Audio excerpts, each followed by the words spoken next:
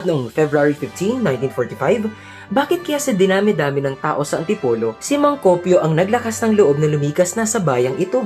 Sa panahong iyon ay mga pari at madre na kinikilala ng mga tao bilang pinuno ng kanilang bayan at simbahan ay pinatay na ng mga Japanese dahil ang pinuno po ng Japanese army po na iyan ay gusto po buhayin ng kamay at ulo ng Birhen ng Antipolo.